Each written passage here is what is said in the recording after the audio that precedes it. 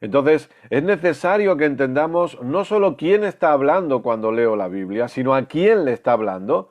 Y repito, y perdóname que sea tan pesado, pero esto lo tengo que dejar claro. ¿Dios me puede hablar a mí por medio de toda la Biblia? Sí.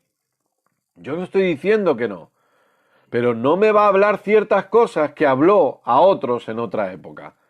Porque si ahora Dios va a hablarme a través de toda la Escritura, siempre será para llevarme a Cristo, para mostrarme a Cristo, para revelarme a Cristo, para que Cristo siga siendo formado en mi vida. Ese es el punto. Y eso es lo que necesito entender. Entonces, cuando vengo a Hebreos, por ejemplo, Hebreos capítulo 2, versos 14, quiero que leamos primero aquí, luego iremos al capítulo 1 y luego nos iremos un poquito más adelante. Espero no estar hablando demasiado rápido, para que veamos algo.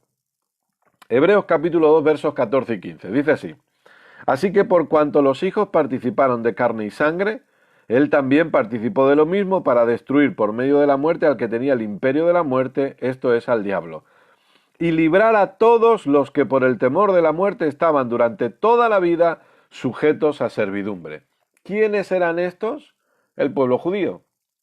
¿Quiénes eran los que vivían por temor a la muerte y vivían sujetos en servidumbre?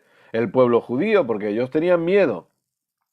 ¿De qué? De si quebrantaban la ley, obviamente morían, porque eso es lo que decía la ley. Maldiciones venían, cosas malas sucedían cuando una persona desobedecía a la ley. Lo tienes en Deuteronomio 28 a partir del verso 15.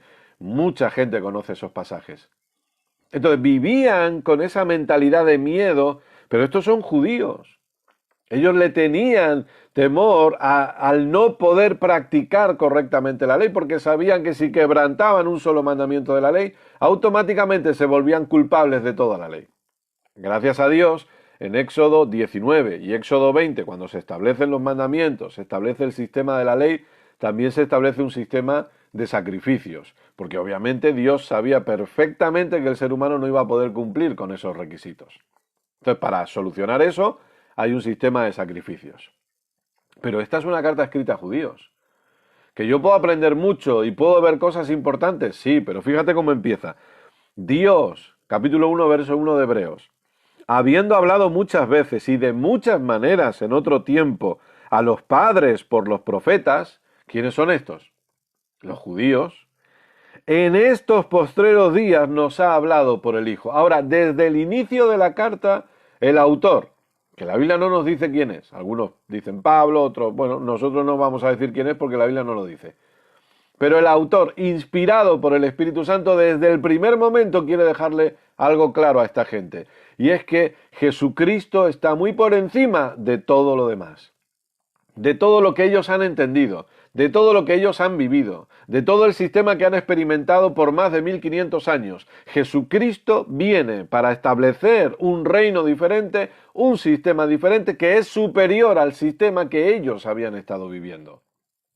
Ahora, cuando nosotros nos metemos en la carta a los hebreos y empezamos a estudiar esta carta, que personalmente te recomiendo que lo hagas, que puedas dedicarle tiempo a estudiar esta carta, y vamos avanzando, cometemos un grave error si por mucho que avancemos en la carta perdemos de vista la realidad de a quién le está escribiendo. Porque le está escribiendo a los judíos. Entonces, llegamos al capítulo 10. Y vamos a leer un verso interesante. Y vamos a tratar aquí de matar una vaca sagrada, por así decirlo, ¿no? De ir despejando cosas. Hebreos capítulo 10, verso 26. ¿Estáis conmigo? El sonido llega bien, el vídeo, el audio, imagen.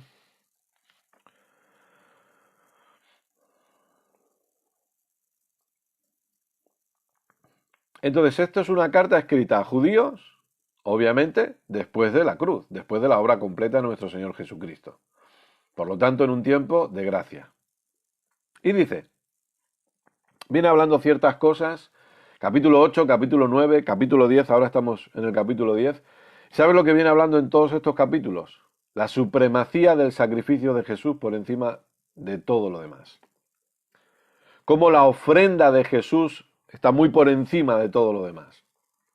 cómo el sacrificio de Jesús está muy por encima de cualquier otro sacrificio. Cómo con una sola ofrenda Jesús nos hizo perfectos para siempre. Cómo con una sola ofrenda, con un solo sacrificio, Jesús hizo lo que nunca se podía haber hecho con miles y miles de sacrificios de animales. Y cuando viene hablando todo eso, dice, verso 26, porque si pecaremos voluntariamente después de haber recibido el conocimiento de la verdad, ya no queda más sacrificio por los pecados, sino una horrenda expectación de juicio y de hervor de fuego que ha de devorar a los adversarios. Fíjate qué tremendo.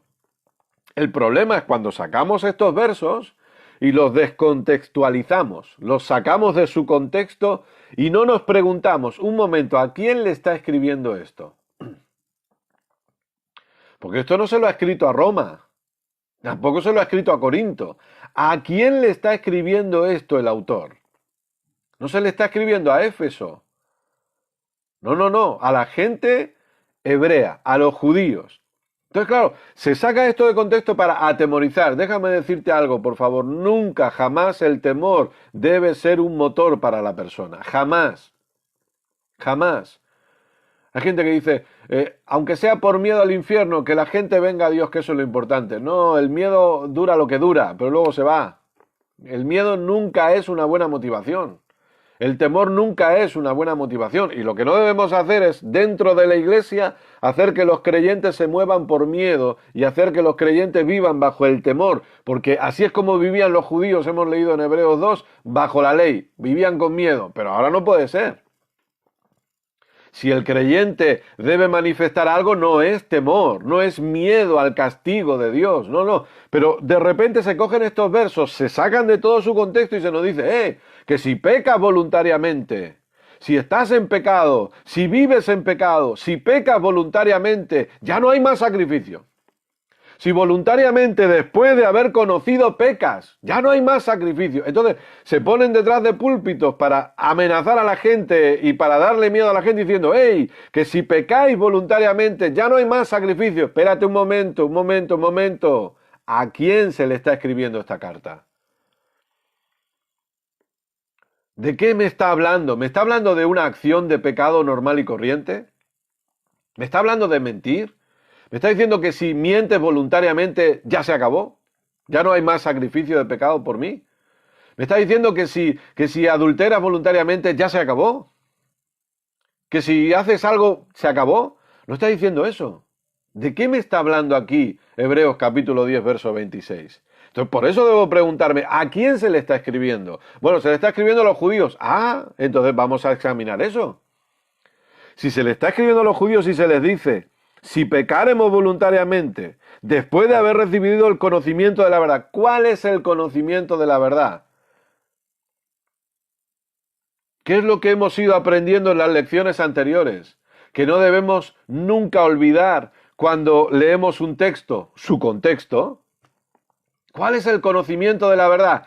Que hay un sacrificio superior a todos los demás sacrificios. Hay un sacrificio que ha hecho lo que ningún otro sacrificio podría hacer, y ese es el sacrificio de nuestro Señor Jesucristo.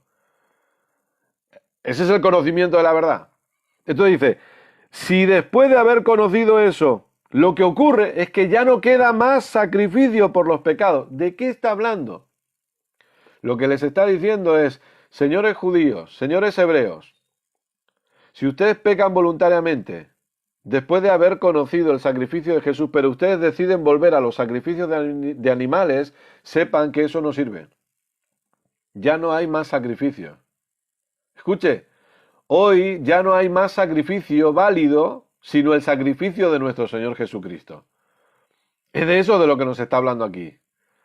Entonces, si nosotros vamos a interpretar las Escrituras, preguntémonos, bueno, ¿a quién le habla? Bueno, le está hablando a los judíos. Ok, lo que les está diciendo es, escuchen, después de la cruz no existe un sacrificio superior al de Jesús y ya todos los demás sacrificios quedan anulados. O vivimos por la fe en Cristo y en esa obra completa o no, pero lo que no podemos hacer es tratar de vivir por medio de unos sacrificios que ya no sirven. Es de eso de lo que está hablando. No le está hablando a que si yo peco, ya está.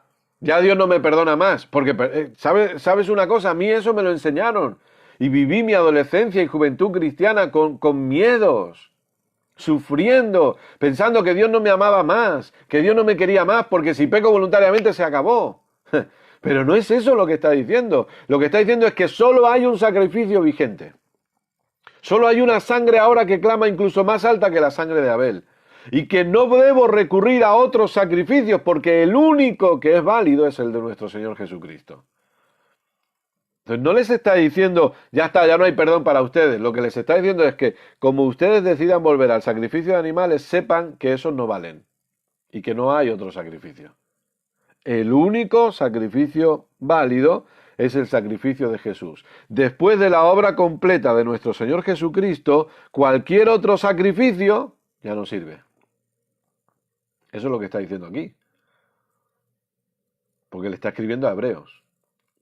Entonces, ¿cuál era el pecado al que estos podían volver? Bueno, el pecado al que ellos podían volver es el pecado de retroceder. De querer volver a un sacrificio que ya no es válido hoy. O a un sistema de sacrificios, mejor dicho, que ya no es válido hoy. El sistema de sacrificios de animales.